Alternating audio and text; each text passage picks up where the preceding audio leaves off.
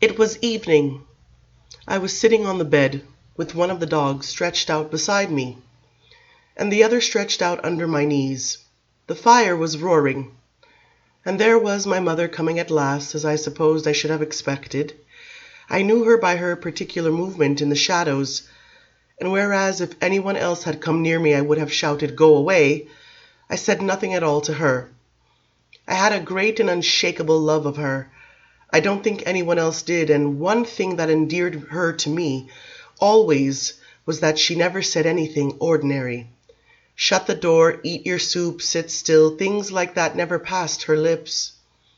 She read all the time. In fact, she was the only one in our family who had any education, and when she did speak, it was really to speak, so I wasn't resentful of her now. On the contrary, she aroused my curiosity. What would she say, and would it conceivably make a difference to me?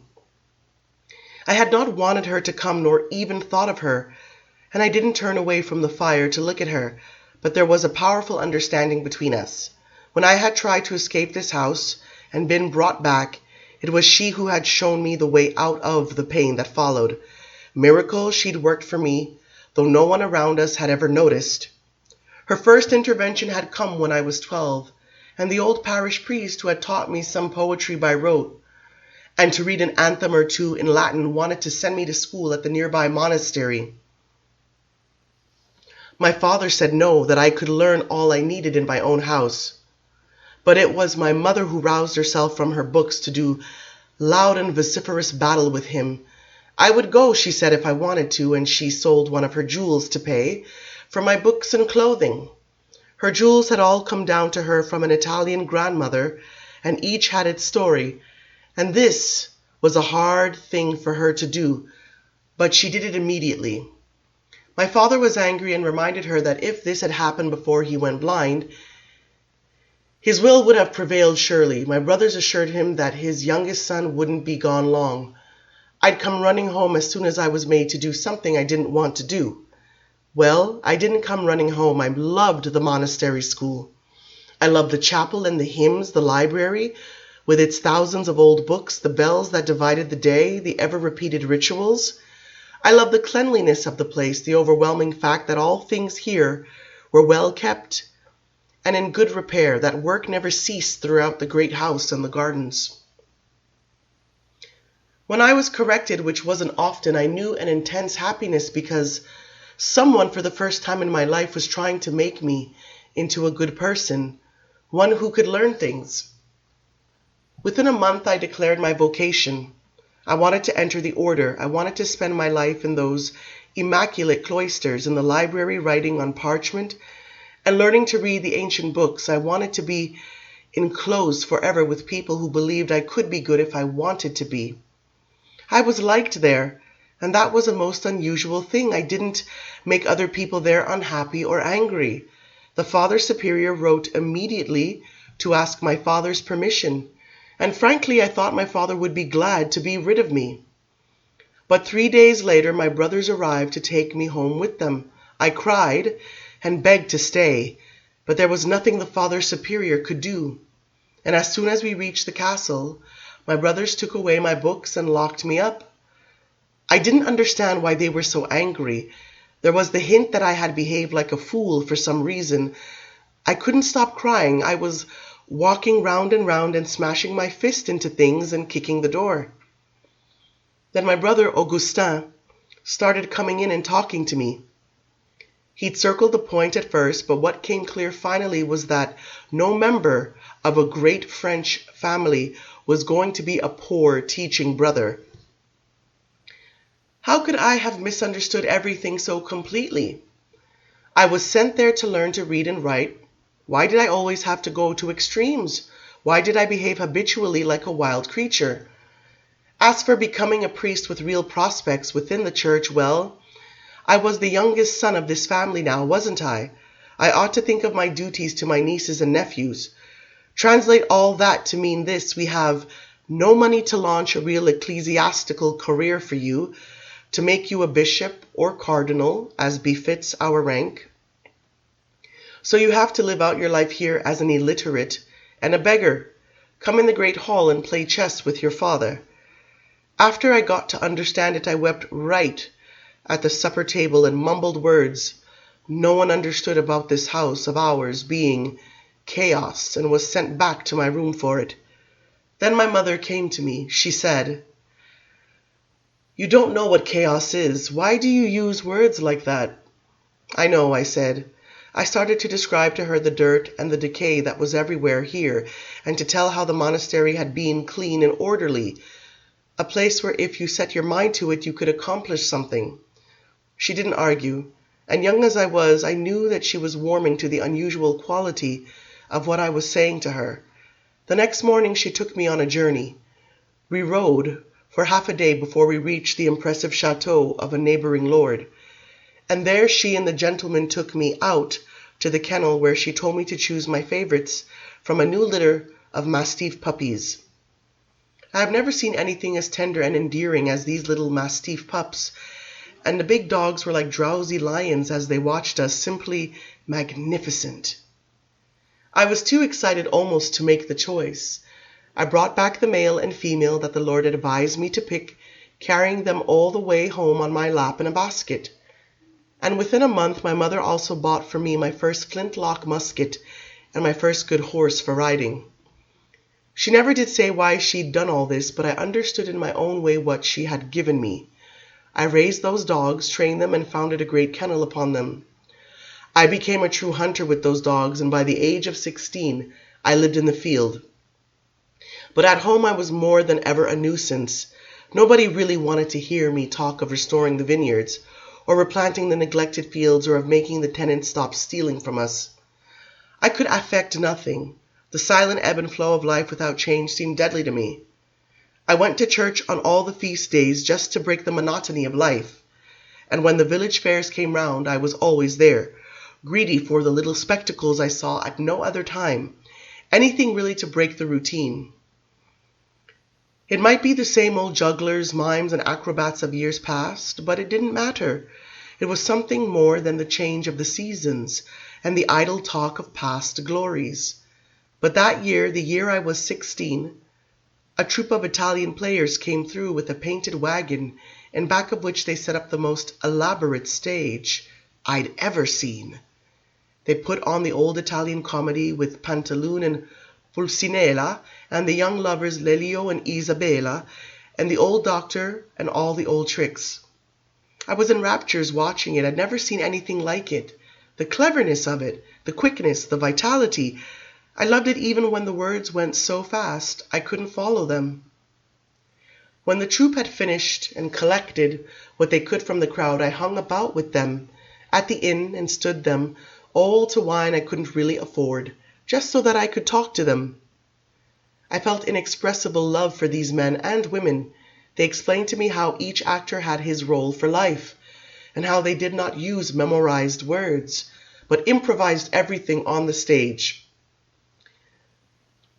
You knew your name, your character, and you understood him and made him speak and act as you thought he should. That was the genius of it. It was called the Commedia dell'arte. I was enchanted. I fell in love with the young girl who played Isabella. I went into the wagon with the players and examined all the costumes and the painted scenery. And when we were drinking again at the tavern, they let me act out Lelio, the young lover, to Isabella. And they clapped their hands and said I had the gift. I could make it up the way they did. I thought this was all flattery at first, but in some very real way it didn't matter whether or not it was flattery. The next morning when their wagon pulled out of the village, I was in it. I was hidden in the back, with a few coins I'd managed to save, and all my clothes tied in a blanket. I was going to be an actor. Now, Lelio in the old Italian comedy is supposed to be quite handsome. He's the lover, as I have explained. And he doesn't wear a mask. If he has manners, dignity, aristocratic bearing, so much the better, because that's part of the role. Well, the troupe thought that in all these things I was blessed. They trained me immediately for the next performance they would give. And the day before we put on the show, I went about the town, a much larger and more interesting place than our village. to be certain, advertising the play with the others. I was in heaven, but neither the journey nor the preparations, nor the camaraderie with my fellow players came near to the ecstasy I knew when I finally stood on that little wooden stage. I went wildly into the pursuit of Isabella. I found a tongue of verses and wit I'd never had in life. I could hear my voice bouncing off the stone walls around me. I could hear the laughter rolling back at me from the crowd. They almost had to drag me off the stage to stop me, but everyone knew it had been a great success. That night, the actress who played my innamorata gave me her own very special and intimate accolades. I went to sleep in her arms, and the last thing I remember her saying was that when we got to Paris we'd play the Saint-Germain Fair, and then we'd leave the troupe and we'd stay in Paris, working on the Boulevard du Temple until we got into the Comédie Française itself and performed for Marie Antoinette and King Louis. When I woke up the next morning, she was gone, and so were all the players, and my brothers were there. I never knew if my friends had been bribed to give me over or just frightened off. More likely the latter. Whatever the case, I was taken back home again. Of course, my family was perfectly horrified at what I'd done. Wanting to be a monk when you are 12 is excusable, but the theater had the taint of the devil.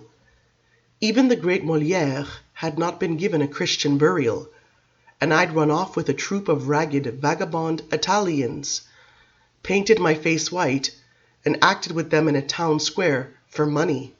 I was beaten severely, and when I cursed everyone, I was beaten again. The worst punishment, however, was seeing the look on my mother's face. I hadn't even told her I was going, and I had wounded her, a thing that had never really happened before, but she never said anything about it. When she came to me, she listened to me cry.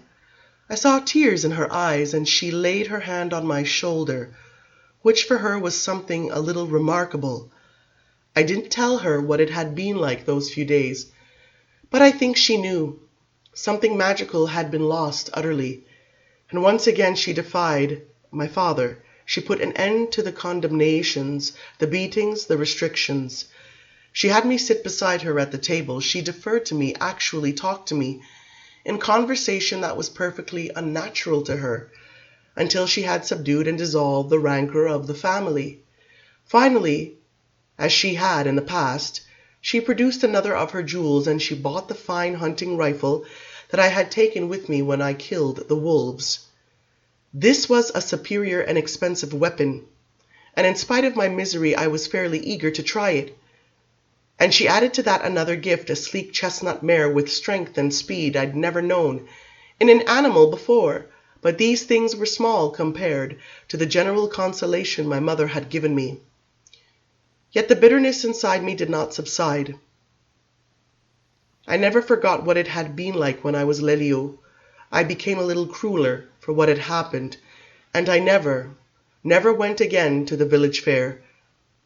I conceived of the notion that I should never get away from here, and oddly enough, as my despair deepened, so my usefulness increased. I alone put the fear of God into the servants or tenants.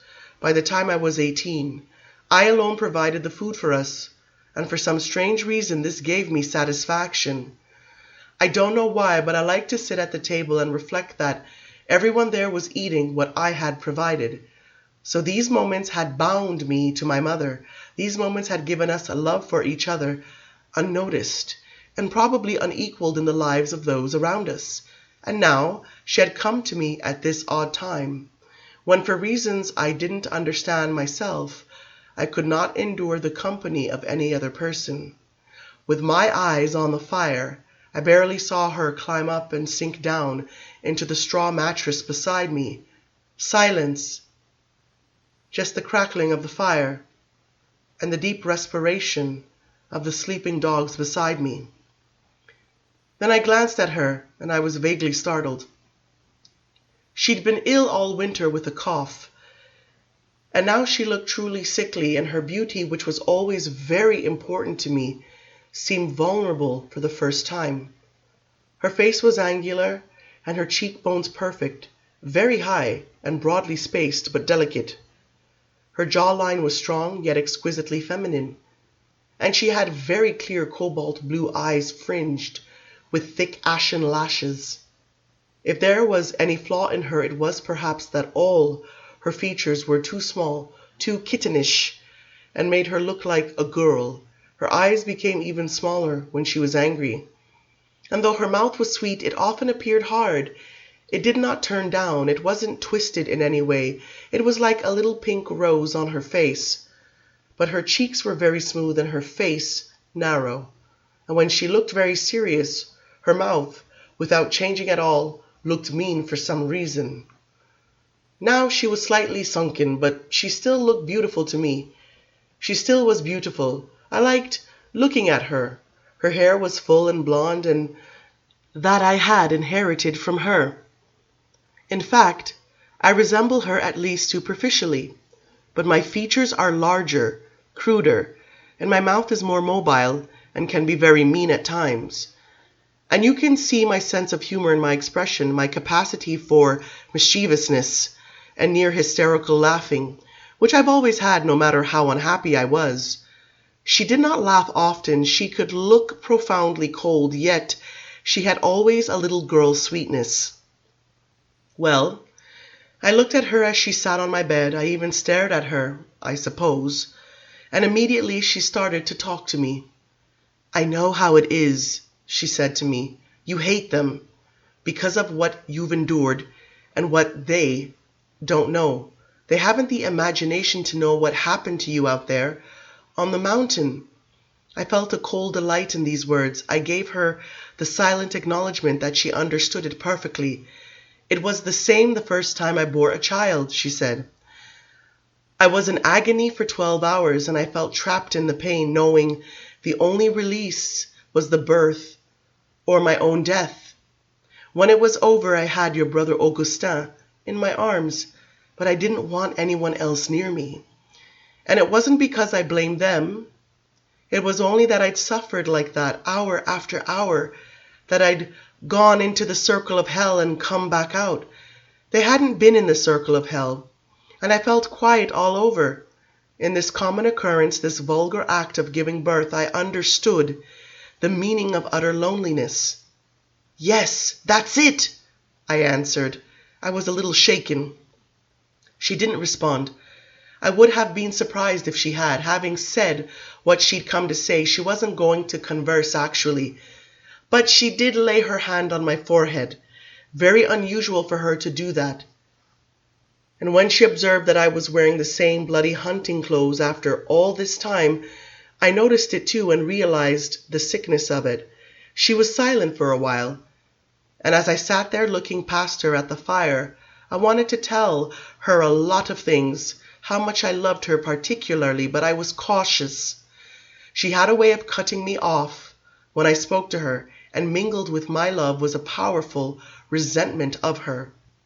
All my life I'd watched her read her Italian books and scribble letters to people in Naples where she had grown up, yet she had no patience even to teach me or my brothers the alphabet. And nothing had changed after I came back from the monastery. I was 20, and I couldn't read or write more than a few prayers. And my name, I hated the sight of her books. I hated her absorption in them. And in some vague way, I hated the fact that only extreme pain in me could ever wring from her the slightest warmth or interest. Yet she'd been my savior, and there was no one but her, and I was as tired of being alone, perhaps, as a young person can be. She was here now, out of the confines of her library, and she was attentive to me. Finally, I was convinced that she wouldn't get up and go away, and I found myself speaking to her. "Mother," I said in a low voice, "there is more to it.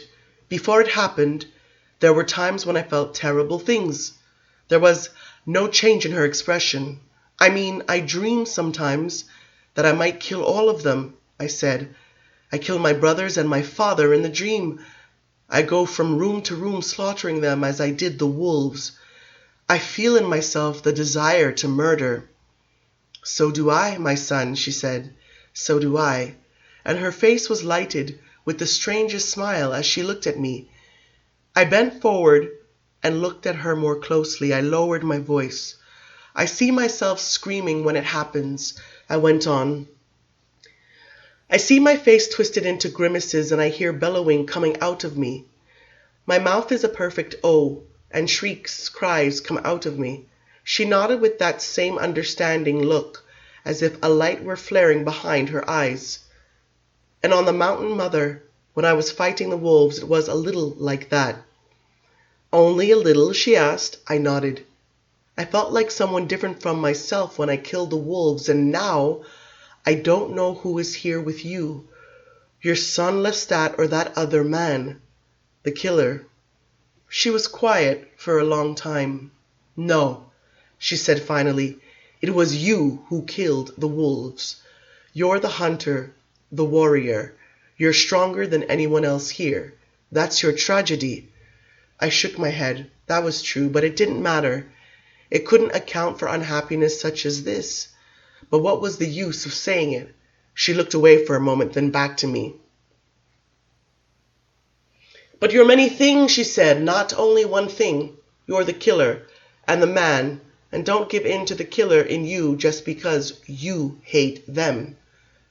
You don't have to take upon yourself the burden of murder or madness to be free of this place. Surely there must be other ways." Those last two sentences struck me hard. She had gone to the core, and the implications dazzled me. Always I'd felt that I couldn't be a good human being and fight them. To be good meant to be defeated by them, unless, of course, I found a more interesting idea of goodness. We sat still for a few moments, and there seemed an uncommon intimacy even for us. She was looking at the fire, scratching at her thick hair, which was wound into a circle on the back of her head. "You know what I imagine," she said, looking towards me again. "Not so much the murdering of them as an abandon, which disregards them completely. I imagine drinking wine until I'm so drunk I strip off my clothes and bathe in the mountain streams naked." I almost laughed, but it was a sublime amusement. I looked up at her, uncertain for a moment that I was hearing her correctly. But she had said these words, and she wasn't finished. "And then I imagined going into the village," she said, "and up into the inn and taking into my bed any men that come there, crude men, big men, old men, boys, just lying there and taking them one after another, and feeling some magnificent triumph in it, some absolute release without a thought of what happens to your father or your brothers, whether they are alive or dead. In that moment I am purely myself. I belong to no one."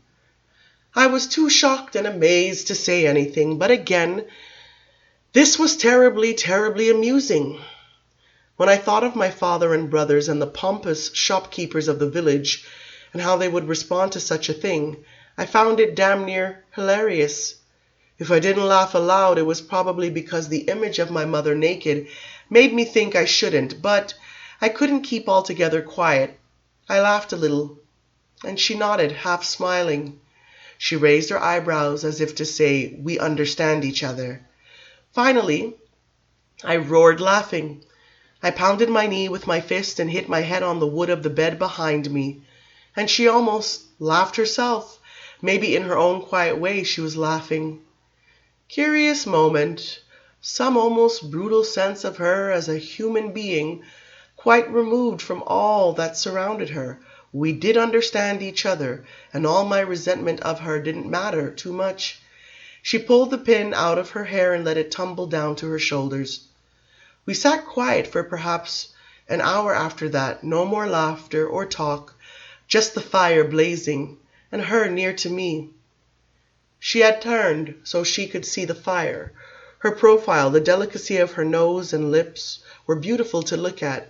Then she looked back at me, and in the same steady voice, without undue emotion, she said, "I'll never leave here.